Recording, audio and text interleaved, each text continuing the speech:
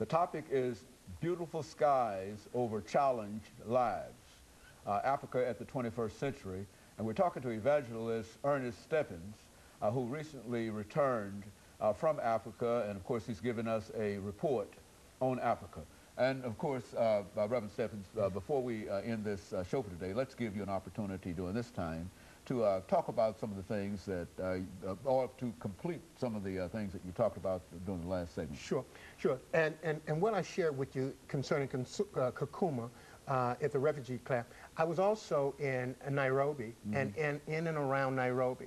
And in and around Nairobi, I encountered, we have Peters Rock, along with its supporters, and we need supporters. I'd like to say we're in need of supporters. We're a small ministry, but we are doing a big work. But in Nairobi, there were three places in particular: Langata, Kibera, and Gong Hills. And in Gong Hills, I stayed with the Massa. The Massa African, the tribe Massa, and there it took us an hour and a half. I've got one of my contacts there is Pastor John and Grace and Kanguda, and they invited me to come and lay hands on the sick in a village that took us about an hour and a half to get to. We literally had to get out of our vehicles to travel to the village. But I met a little boy there named Joseph that impressed my heart. And the reason why Joseph impressed my heart so is that Joseph is a young man with, his legs have been amputated.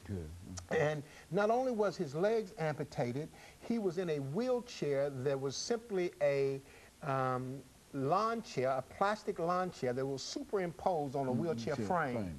And when I saw that, what I saw was injury, but I saw insult to injury. And so she asked me to go and pray with Joseph and to pray with Joseph's family.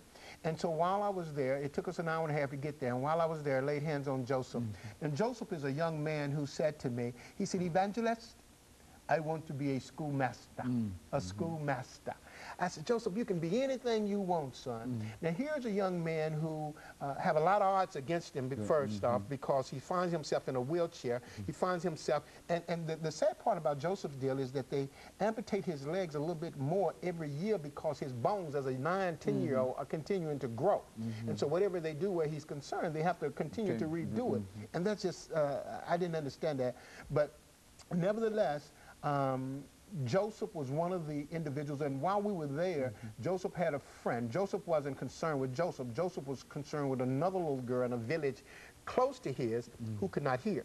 And so they went and brought her to me. We laid hands on Joseph's family, on Joseph, prayed with Joseph's family.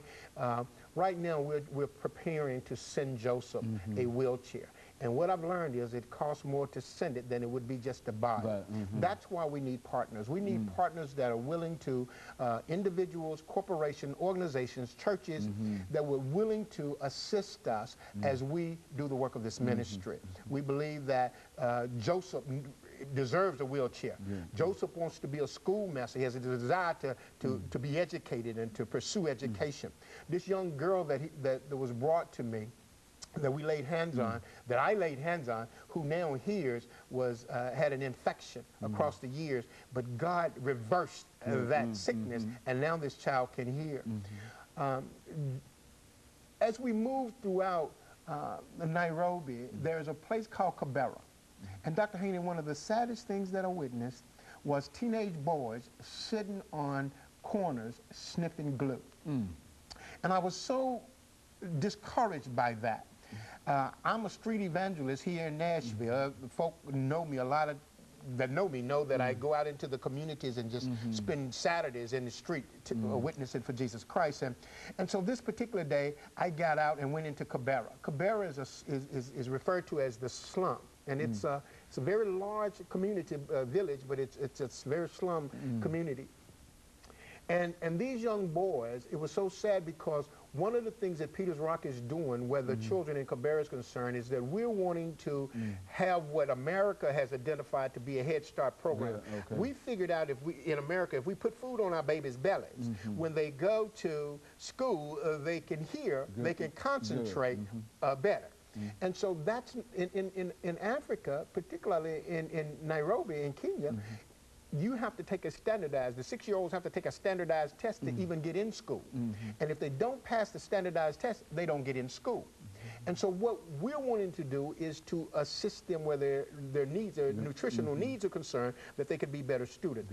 Those who are already 12 and 13, 15 and 18 and not in school, we're wanting to create a tailoring program, a skill, a trade that we can buy sewing machines and minister to them in that way. Because what I witnessed was not only sad to see, but it reminds me of our children here in America who have opportunity but fail to take advantage of the opportunities that they have. These children don't have the opportunity that our children have. Yet, if we get involved and make a difference, we can make a difference both in Africa and in America. Very good. Nobody should go without an opportunity to get a basic education. This is 2006. And so what we're willing to do, what we're asking folk to do, and you can write to the P.O. Box, you can send your resources, your checks to the P.O. Box, or you can touch base at www.EarnestStephens.org. Spells like Stevens, S-T-E-P-H-E-N-S, but it's pronounced Stephens. EarnestStephens.org, and get our contacts. We have, you can contact us by the web. You can email me at ernest@ErnestStephens.org. The P.O. Box is P.O. Box 41631, Nashville, Tennessee, 37204.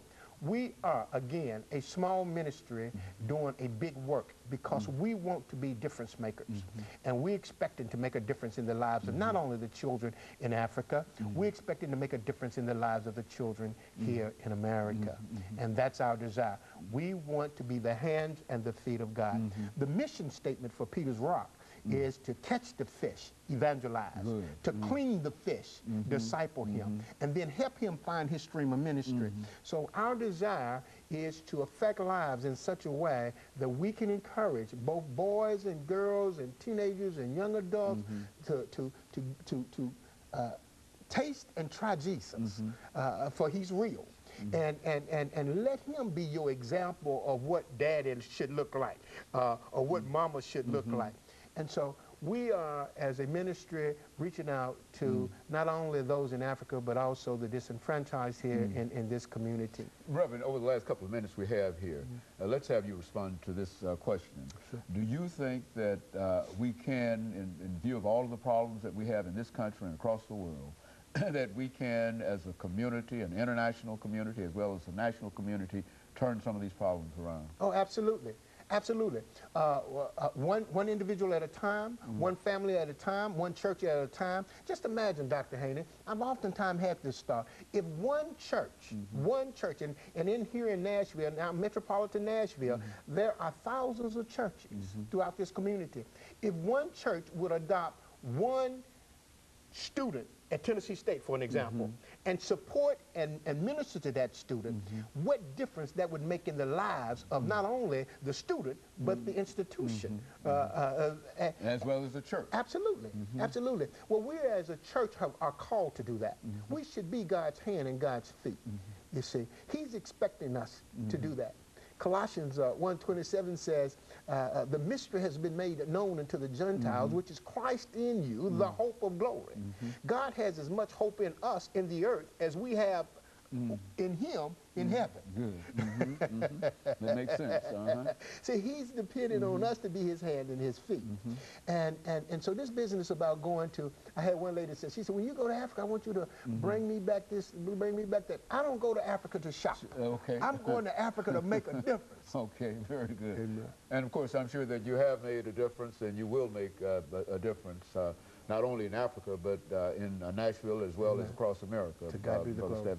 And I want to thank you for coming by and giving us that report on Africa, because so often we have people to come by and they talk about Africa, but it's rare that we get really an insight into some of the real problems. You know, I think you indicated that there's such a great need for education and there's such a desire on the part Yes. of the individuals Yes. in Africa for education. And I only wish that we could have that same kind of desire here in this country in reference to our own young people in terms of what is possible. And I think that what you said tonight, well, this morning, will certainly encourage that. And of course, let me encourage our audience to tune in again next week for another informative edition of Comments. Thank you and good morning.